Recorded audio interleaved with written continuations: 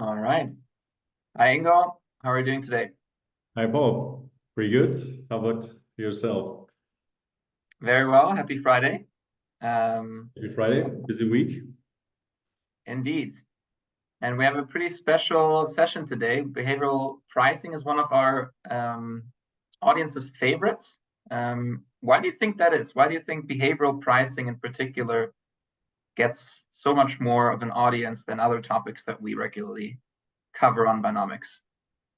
Um, it's really hard to say. I think because it's a bit on the on the fringes of our field. So it's it's like space. So everyone knows it's there, but most people don't already have like a good understanding of it, and it's a bit mystical, right? So there are like tons of effects, myth, and there's just a lot going on, and people are just interested in that. That's what I think. What do you think?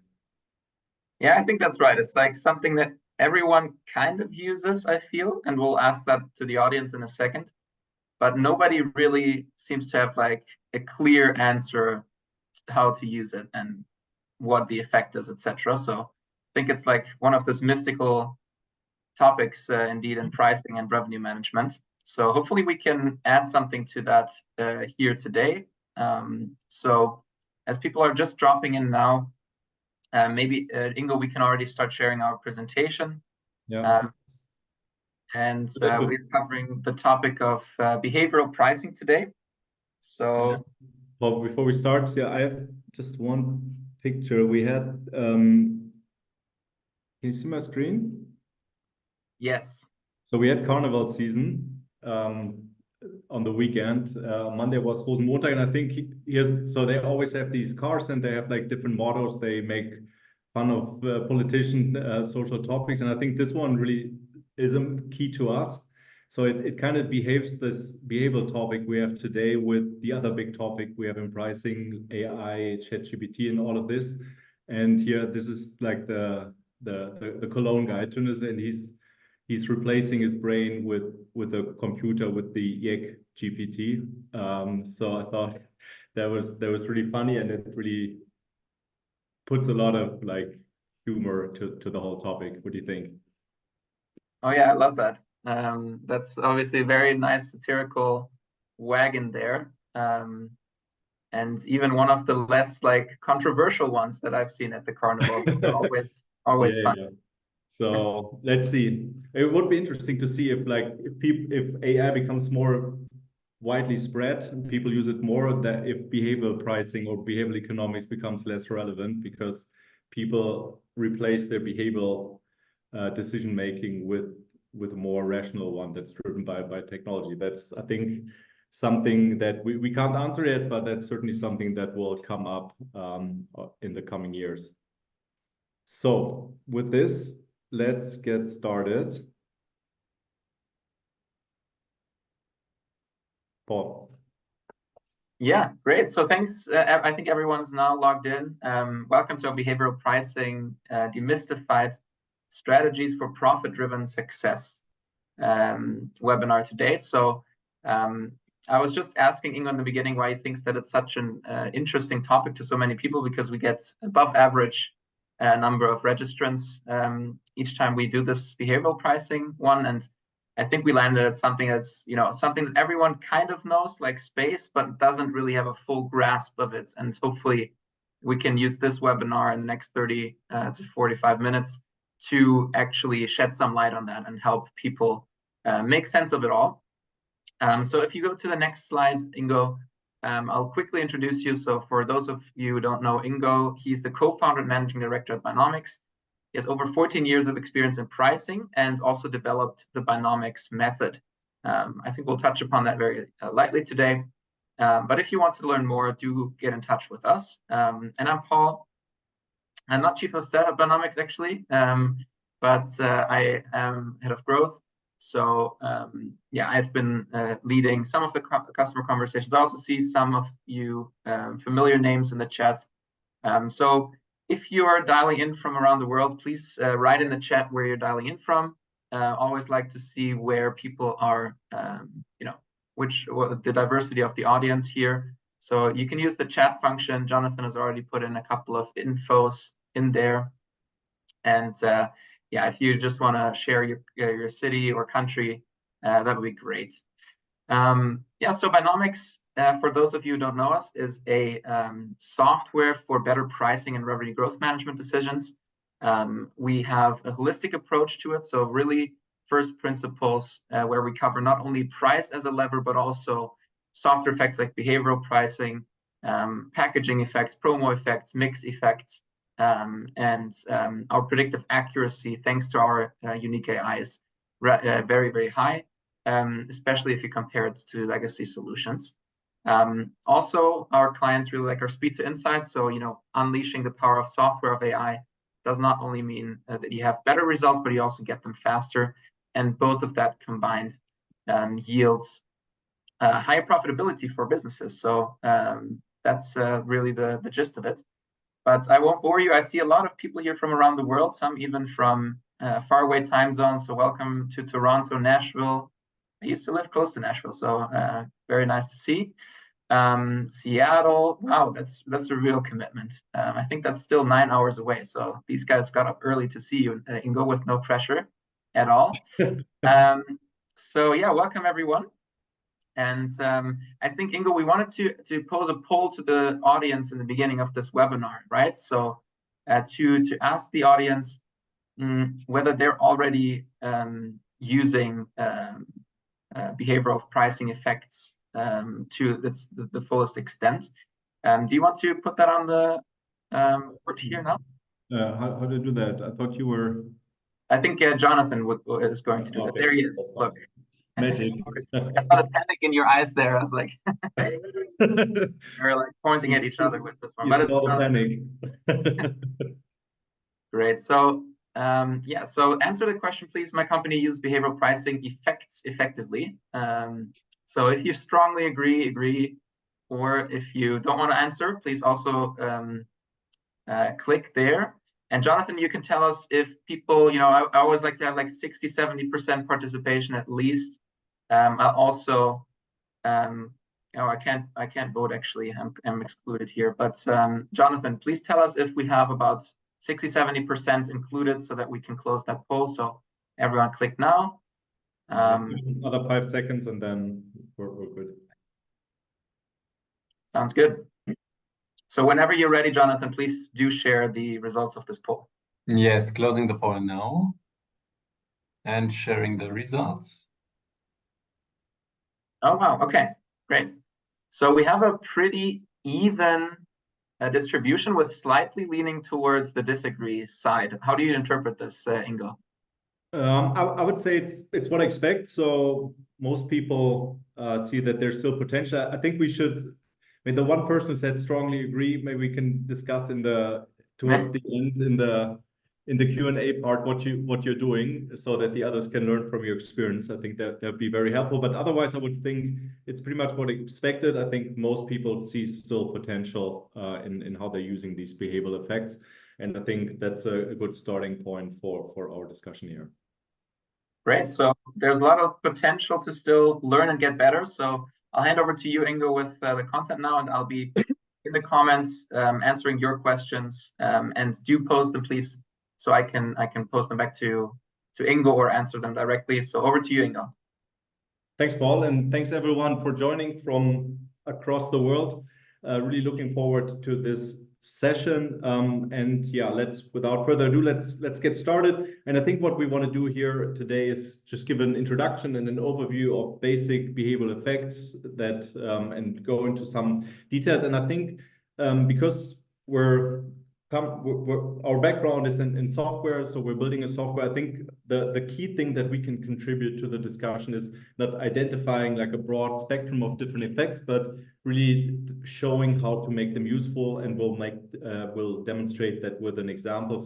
And I think that's really one of the key things that's missing a lot in the discussion of behavioral effects is then there are all of these effects, but the question is how to best make them useful for the organization.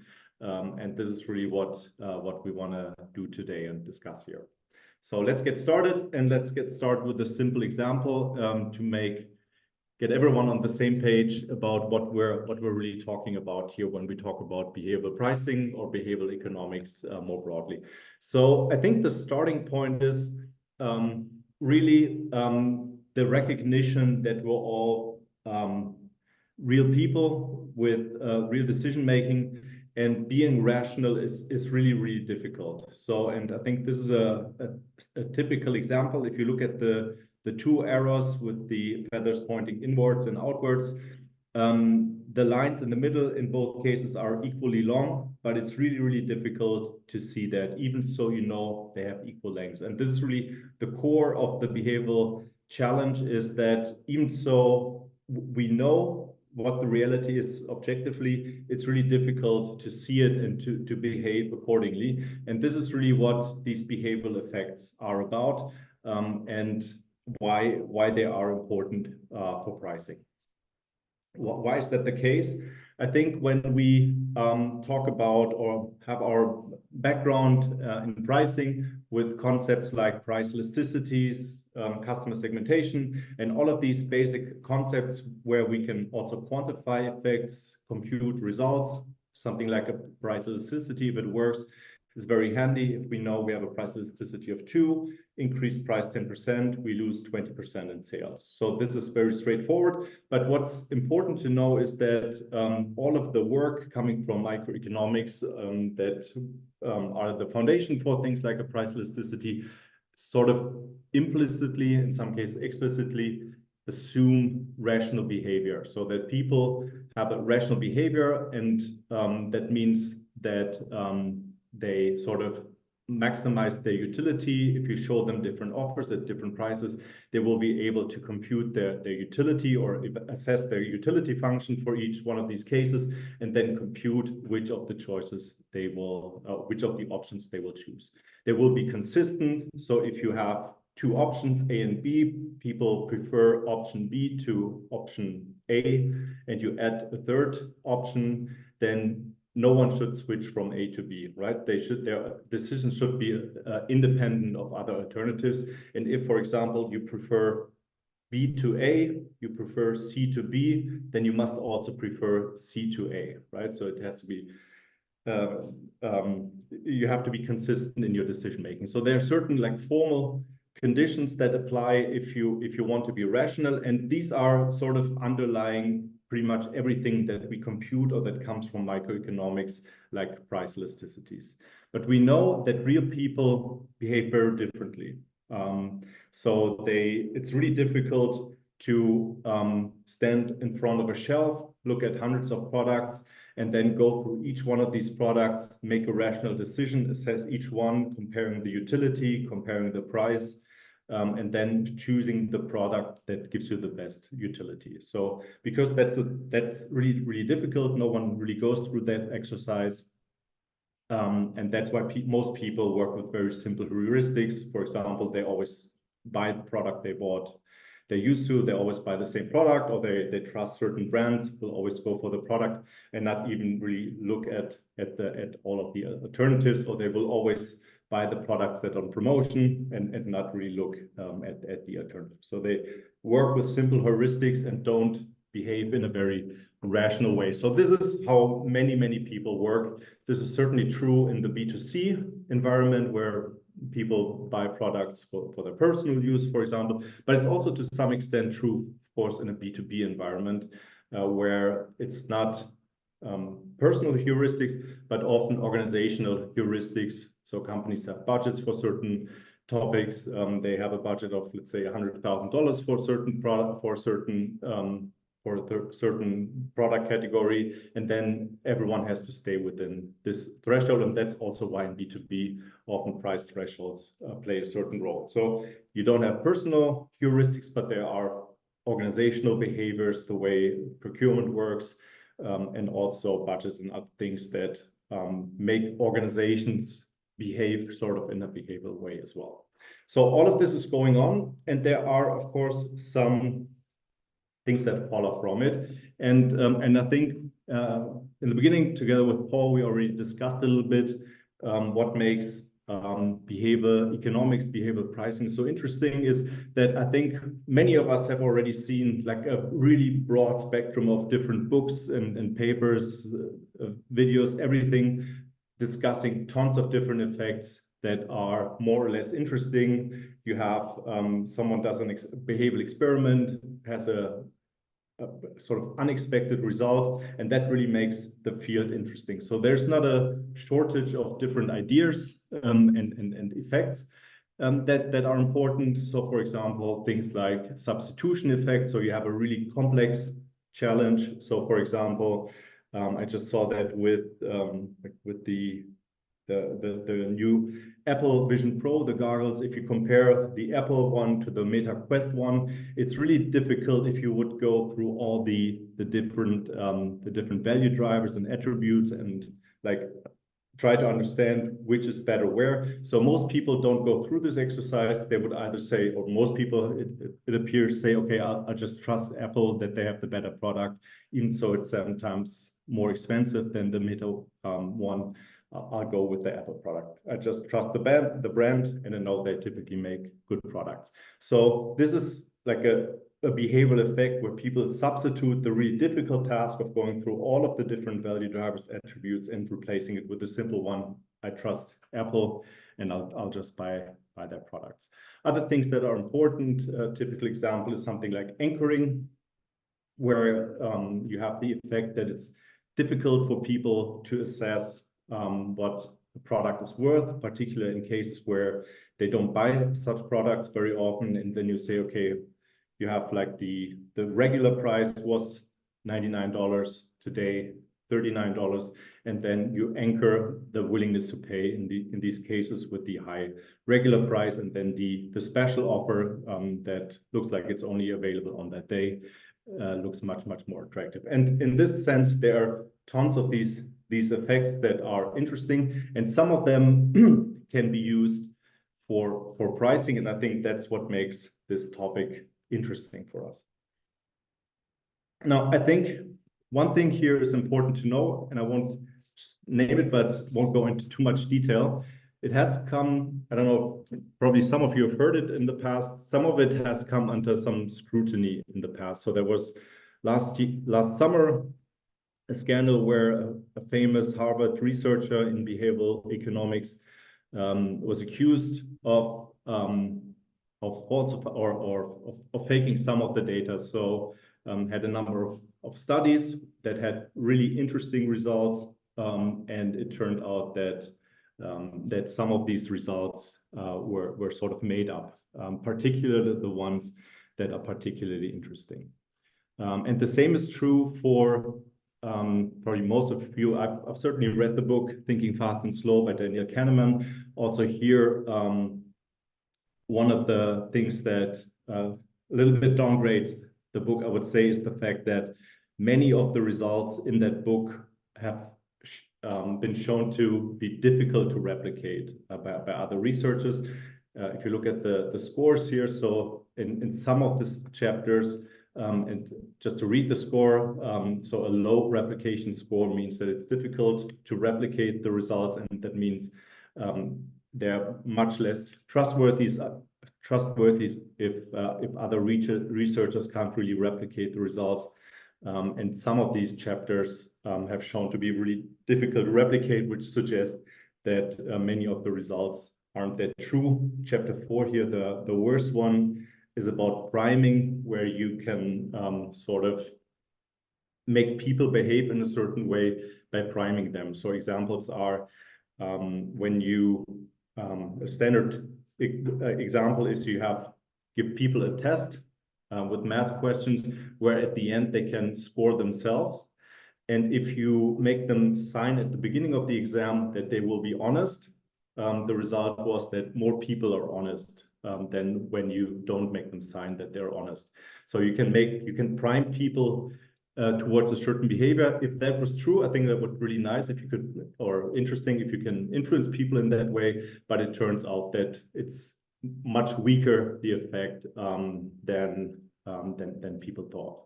right? So this is the key result. So as a nutshell, won't go into much more detail here. We'll have the references here on the slides. We'll share the slides after the webinar. Everyone's interested, really suggest that you take a look at this because it's really important.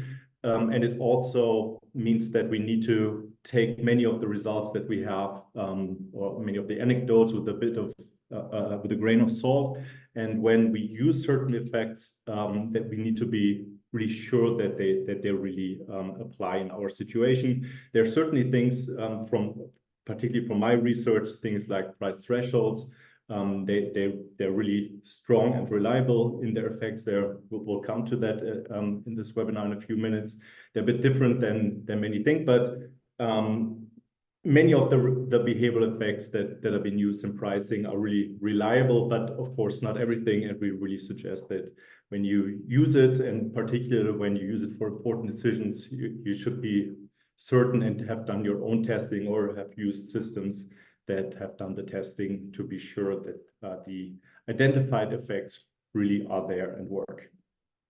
So what are we talking about? And we'll use a famous example of a behavioral effect where typically called the 2 or 3 wine bottle example that really highlights one of these effects. And what we'll do is go through the example and then just show what the behavioral effect here really is in this example.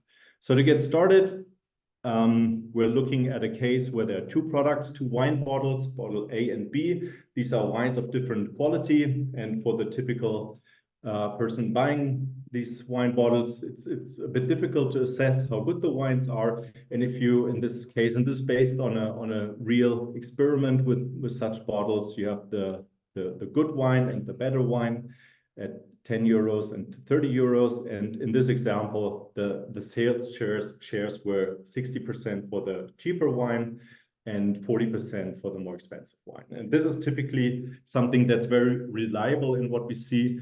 If people have a difficulty assessing the quality of the products, most will be a bit resistant to go for the extreme. So they will play it a bit more defensively and go for the cheaper bottle. So a little bit more than half went for the cheaper bottle in this example. If you now add a third bottle, this is like the classical example, you put in a decoy product, this more expensive bottle. So you have a good, better, and now the best wine, the 50-euro wine is a bit better. What you then observe is something like this here. So that the sales share goes down from 60% to 36%. In the small bottle and in the cheapest bottle, it goes from 40% to 59% in the middle bottle and about 5% by the most expensive bottle. And this is something that rational people wouldn't do, right? So just because we added this third wine, no one should switch from A to B. And this is really the behavioral effect here that we're seeing. And to make this clear, so again, we have our Homo economicus, commander data here, completely irrational. Our Homo sapiens, like all of us, a bit irrational here on the right side. And if everyone was completely rational, what would happen is that you go down from 60% to 55% in the cheap wine. You go down from 40 to 37 in the middle bottle, and the lost percentages, 5% and 3%, go to this best bottle. So this is what rational people would do. No one would switch from A to B or from B to A, but you would have, with the addition of a third product, some coming from A to C and some from B to C.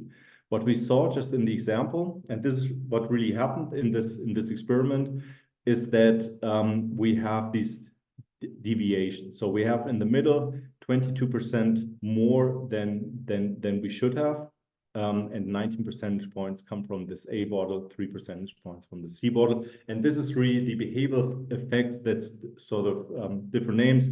So people don't like these extremes if you have 3 options, and they have a preference here for the middle option, and this really pulls demand to the middle. And this is really, let me just switch my screen for a second. This is really a key effect here. Oh,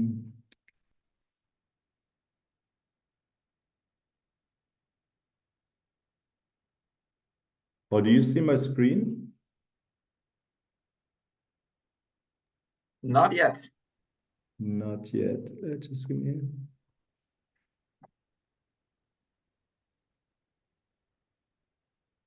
Okay.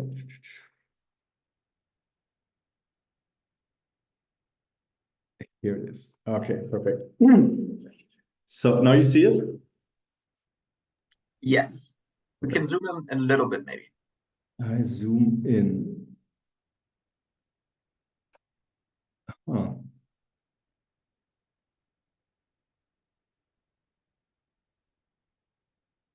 Yes. Let's see. Okay, so we now have our 3 wine bottles, good, better, best here. And we have different qualities. So we have the good, better, best quality here. And we have turned off all the behavioral effects. So in this case, everyone's behaving rationally. We have costs. So if we want to look for profitability and so on, we have all the details of the different products in this case here. And let's see what happens when we show this. I think here I need to shrink it a bit. If we look at these different cases, and what we see here is we have this 40-60% share in sales. So we're selling the good wine for 10 euros, the better wine for 30 euros, have sales of roughly 300 and 200 units, and this produces the sales that we have, decent margins, 60-50% here, make a certain profit and so on. This is the base case. And if we now add this third product here, the best case for 50 euros,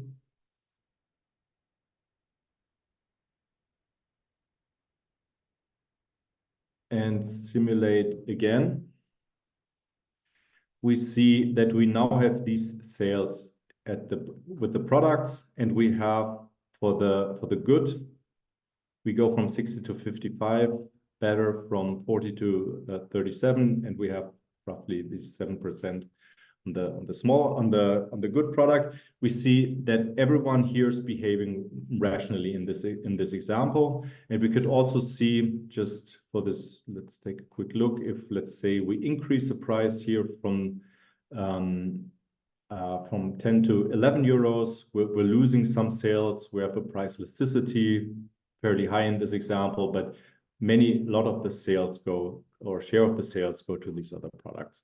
And what we're now showing here is if we now apply this behavioral effect. So we turned on the behavior here of these people, and what this is, just very quickly, won't go into detail, is our solution. And what we have is virtual shoppers in the background, and these virtual shoppers behave like real people, or you can make them behave like real people. And one special feature here is that you can turn on and off these different behavioral effects. Before, everyone was rational, and now we switched on this behavioral effect. So people are now paying attention to the fact that this here is the middle option. And we see that we now have different sales shares, and particularly the ones that we also had on the slide. So we have here the 36% for the good product, the 5% for the best, and 59% for the better product. And this is really coming from this behavioral effect. That means if we compare these different scenarios, the 2 bottles, the 3 bottles, and the behavioral case, this was the first example we showed, was just the 2 bottles. This is the 3 bottles where everyone's still behaving rationally, and this is the behavioral case where we turned on the behavioral effect here. And then we can really see what happens in this case. We see that this is increased demand here, and we see not demand, but revenue, because it pulled more people towards from the good to the better. That this is the main effect that we wanted to achieve here. And the same is true for the profit. So in this case, we have the highest profit and particularly a higher profit than in the two bottle case. So this really shows us how we can use these effects, and we can really work with them. We could also, in this example, we don't have, for example, price thresholds, but we could also work with other effects that are relevant. And we could even see, so we have this 10, 30, 50 euro case here. What would happen if, let's say, we wanted to actually optimize within this framework, right? So, and this is typically in these behavioral examples, they hardly go beyond this base effect where you say, okay, we added the third bottle, and because we added the third bottle, it pulled demand from the good to the better bottle. But the question is, having understood this effect, is this actually the best pricing we can do? And in this case, as I said, we're not looking for price thresholds, but we can see, okay, this pricing in this example is already very decent, so it's close to the optimum. So we have here all the cases sorted by how good they are, but there would be a case that's a bit more profitable than the base case. So we see here, this one could be 3% more profitable if we went to prices 10, 29, 44, because in this case, the way people switch between the different products, considering this behavioral effect, is a bit advantageous to us than the base case we had here with 10, 30, and 50. So this really shows how you can actually, after having understood these behavioral effects, really then use them to optimize your offer. If you're looking for profit, this is what you can do, and you can do the same with revenue or any of the other measures. Let's go back to the presentation.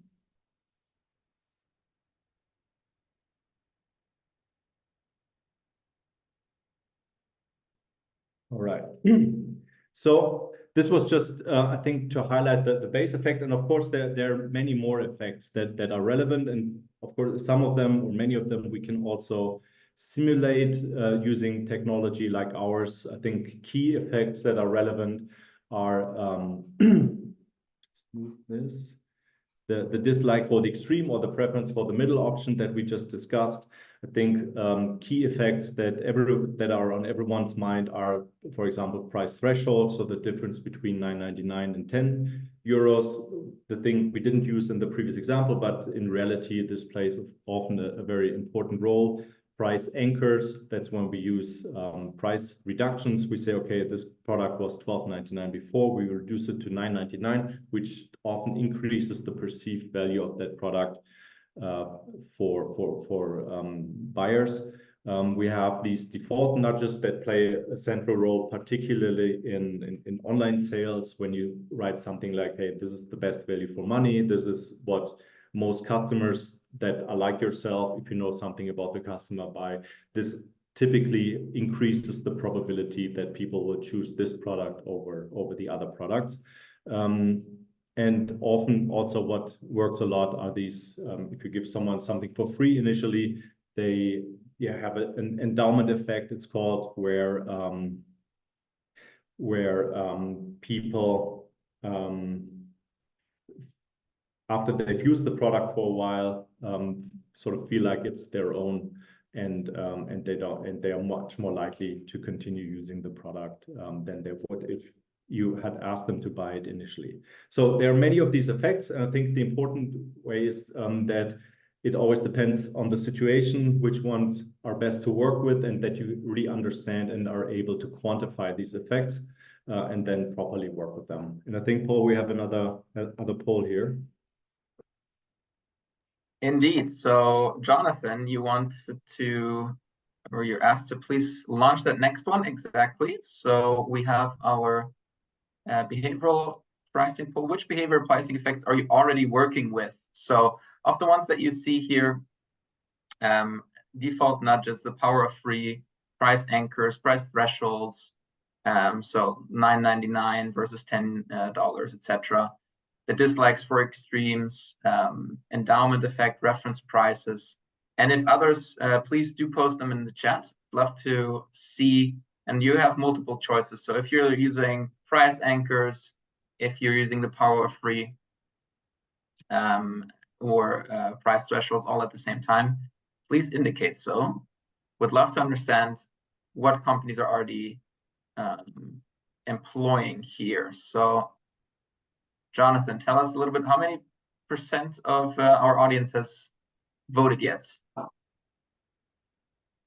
At the moment, we're at 45. Can we get this over 50? And I would. Yes, please click now. You can also click "We're not employing anything" and click "None." And as Jonathan pointed out, you might have to scroll a little bit to the bottom to find that, or "Not applicable" if you're just listening in from a university or you're just not using that at all. I think I or can if there's choose that. another one, please post in the chats. Jonathan, Okay. which percentage do we have now? More than 60. I think we can share them now. Great. Oh wow. Okay, so it's not evenly distributed, Ingo. I actually have to scroll down here a little bit. So most is price thresholds. We have some price anchors, reference prices. Is this surprising to you at all? I think it's what I expect. So we almost have no one says they're not using any of them. So I think that's in line with what we saw before. I think it's a good sign. I expected most people work with thresholds. I mean, just if you look at if you go shopping almost anywhere, you will almost always see like these price threshold prices. 99, 95 endings. So these are very common. Reference pricing. I think this is really what we expect. I don't know if we have something in the chat. In addition, maybe we can look at them at the towards the end. But let's continue. Just close this, or how does that work? Yeah, it's closed now. I think Jonathan deactivated. So yeah, so I think that makes a lot of sense, and I think also with medicine, it's important to get the dosage right. So I think just a reminder, typically it's not a good advice to use too many of these or try to use all of them, as in these examples. I think that we've all seen. If you fall asleep in front of the TV, these are the kind of ads you see at night, where I would always find it fascinating how many things they squeeze into these with all the like power free, lots of stuff for free. You have a 100% money back guarantee, so all kinds of effects that are being used. So in our experience, I think this is not good advice. So you have to be a bit more careful in using these. Also, what we're also seeing is that like the behavioral pricing algebra is not yet fully understood. So if you have two effects, can you add them up, or which effects counter each other? There's certainly still room for research, and typically we advise, and also in our solution, don't use more than 1, 2, 3 of these effects at a time. I think what's also important is, and there are just 2 final ideas we have here. One is that concerns mostly consumer research, where also it's possible to understand many of these effects, like price thresholds. You can use Gabor-Grange or other surveys to understand where shoppers' price thresholds are. But it's always important to understand that often the survey design is very different from products are bought at the store or how they are bought online. And we see this quite a lot, that if you have sales via offline stores versus via online, where the presentation of products is very different, that many of these products have very different sales, and a lot of that can be explained by the way they are presented. So this is really important to understand, like the environment in which products are sold, and particularly if you're trying to understand certain things in a survey where typically you only show a respondent 3 or 4 product alternatives, knowing that this is in real life not the situation in which people make decisions. So we always try to get as close as possible to the design of the point of sales, understanding also the store, the shelf, or the way products are presented on a website. Another thing, and this also relates to that, is that I mentioned before, is when you ask people about their willingness to pay for a product, they give in a study often very different answers from their behavior in a real store environment. And in this example, we have a chocolate snack, like a bar of chocolate, something like this. And it's also based on a real case, a real survey where results were collected by some Garber Granger questionnaire in this case, and then compared to the empirical sales for that snack with real data. So what we saw here from the survey is respondents were asked, would you buy the snack at certain price points?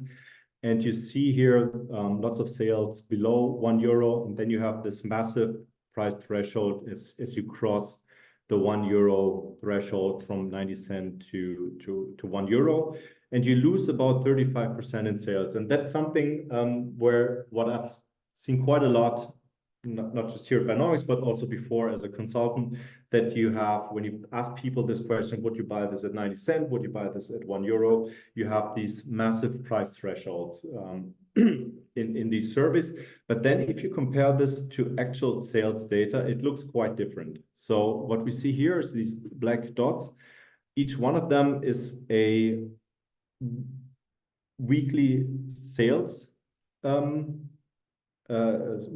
output that compares the sales volume, so how much was sold, with the average price or the price in that week. So each one of these dots is the price sales combination in 1 week, and you see that there's not a strong price threshold here as the price crosses the €1. There is one, if you do the proper analysis, there's a drop here. So there is a price threshold here, but it's much weaker than the survey suggests.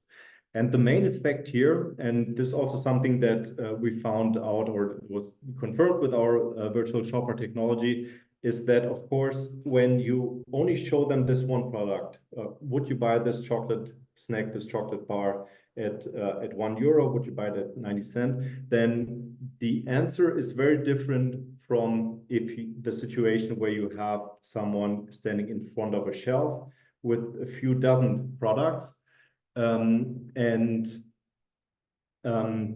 you change the price from below €1 to above €1, because in that case, the core question this person is answering is not, would I buy this for 90 cents? Would I buy this for €1? But the question is, would I buy this for 90 cents or something else? Would I buy this for €1 or something else? So the effect of the price threshold is much, much weaker in a full shelf than it is in a situation where there's only one product to buy. So that's why, for example, when you compare sales of a newspaper where there's only this one product, essentially, do I buy this newspaper or not? The results are much closer between the survey and the empirical output than with products that are typically sold in a shelf with many alternatives. And this is important to consider. So you can still use the price threshold effect from the survey, but you need to understand that it's much different in reality than in the shelf, or the effect can be much different in the shelf than what you got from the survey. And typically it's much weaker than the survey suggests. So that's why you see in reality these price thresholds typically being much weaker than what you got or what you believe when you were just doing the survey. So I think this is really important, and also links back to what we said initially. It's really important not to know that these effects exist, but it's also important to know how to make them useful, how to apply them in reality and use them for optimal price and other product decisions in your portfolio. So just to summarize, behavioral effects are certainly real, so we can observe them everywhere, because it's really difficult to be rational maybe at some point, if everyone uses AI to support in decisions, it's difficult, it's different. But for the moment, we're all human and we make human decisions. So we won't be rational in our decision making.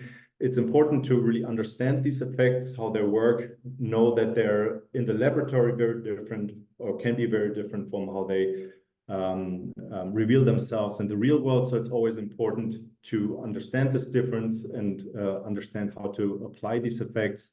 And I think the key, and I'm not just saying this because this is what we do with our solution, but really the key is not only knowing what these effects are, but really knowing how to properly apply them, then really understanding how to quantify and parameterize these effects, and then make them useful if you want to in your daily work for better pricing and in general RGM decisions. Paul? Great. Thanks, Ingo. We already have a few questions here in the chat, so please ask them now so I can post them to Ingo. And I'll try to combine two, one that we got in a personal message and then one here in the chat. So in times of inflation, do you think that price thresholds are still have the same effect as they used to? Is that still the same as 3 or 4 years ago? And then someone else is asking related question to that, that she's seeing more and more retailers using price points ending in rounder numbers like 0 or 5. Do you think this trend will continue, and why do you think that is? So are we seeing a weakening of that 99 cent effect? Yeah. So I mean, there are different answers. So if inflation certainly has an effect in many ways. In that, I think the direct one is that because of inflation, COGS increase, competitors are also increasing their pricing.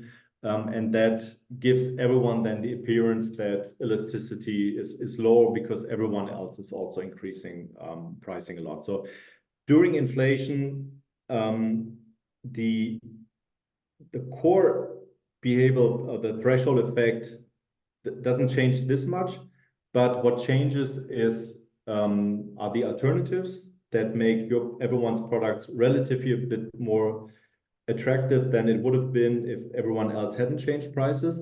And also, depending on the stage where you're at in inflation, or like a country is in inflation, also the willingness to pay overall has increased. And this also makes certain price thresholds weaker than before. So we're seeing it that it's because everyone's increasing prices, it's easier for the individual firm to increase prices during higher inflation, but that doesn't mean that these threshold effects aren't relevant anymore. And I would expect them to be much more stable. And then once we settle at higher price points, then in this environment, the thresholds will be relevant again. So I think this is much more fundamental, that people respond to these thresholds than the inflation, which is more transitory. The second case that you mentioned, that companies are moving away from these typical price thresholds. I'm not sure how much I've seen. I would have to look. I mean, some were forced, right? So many products have been at like the hard price thresholds, €1, €2, and so on for a long time. And they now were forced to move above it. I think last year we had the joke that the $1 shop or the €1 shop increased prices to 130, which certainly was difficult for them to do. So I think that sort of gives the impression that people are moving away from the thresholds, at price thresholds where they've been for a long time. I think we have to see if this is also only transitory, and then we'll find sort of like companies find a new equilibrium at the higher price thresholds again. All right. We're almost at the end here, and I know that some people have strict schedules. So I do want to point you to the comment that Jonathan made. We have a very nice webinar coming up in as little as 3 weeks with Nuno Alexandre from Unilever, talking about the role of revenue growth management to drive change and growth at the company and general. I just actually heard the earnings call this week, and Unilever was actually one of the few to decrease price increases and put while maintaining gross margin, putting that back into the company for margin, for marketing and value growth. So he will actually speak to a little bit of how NRM is playing a role in growing category rather than just growing share, and going from win-lose situations to win-win situations. So that will be quite interesting for anyone interested in revenue growth, as well as in CPG in general. So stay tuned for that. Please use the registration link that I also pasted there. We have a question here from Rodrigo. So when there's high inflation, wage growth does usually not grow as fast. Would that drive people to downgrade their product choosing to lower priced products, e.g. to private labels? Very hard to generalize, Ingo. Probably a bit category dependent, but what do we generally see when there's higher inflation in food and beverages, for instance, than in wages? Yeah, as you said, it's difficult to generalize. We see categories where that's the case. We see categories where that is not the case. I think we had a webinar on private labels where we'll do that again to look deeper into that. But it makes sense, but it's not a general effect, at least from what I'm seeing lately. All right, cool. So yeah. Thanks everyone for joining us today. If you like this one, please follow us on LinkedIn, share the link with your friends, and tune into our next webinar on March 9th with Nuno Alexandre. I'm seeing some more questions pop up here, so happy to answer them after the fact. info@buynomics.com is the email. So just write us a message or connect with me on LinkedIn. Happy to answer them then. Thanks, Ingo, and thanks everyone for listening, and see you in 3 weeks. Thank you very much. Have a good weekend. Bye.